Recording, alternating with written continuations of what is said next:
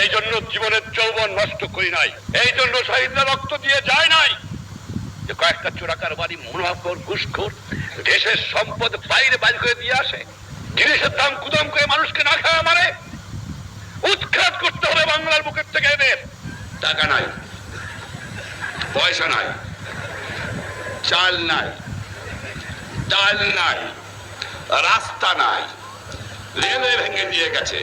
আপনারা ভালো করে কাজ করেন, ঘুষ খাওয়াটা বন্ধ করেন, দুর্নীতি বন্ধ করেন। দেশে অন্ধ অন্ধ দুর্নীতি ভরে গেছে। আমি আশ্চর্য হয়ে যাই, যাও ভিক্ষা করে আনি, তাও চাটার গোষ্ঠী চাইতে খেয়ে ফেলায় দেয়, আমার গরিব পায় না। এত চোরের চোর, চোর প্রত্যেকে যে পয়দা হয়েছে আমি জানি না। পাকিস্তানের সব নিয়ে গেছে, কিন্তু এই চোর চুপ ফিরে গেছে আমার কাছে। এই চোর নিয়ে গেলে আমি বাঁচতাম, কিছু দালাল গেছে, কিন্তু চোর গেলে বাঁচা যাবে।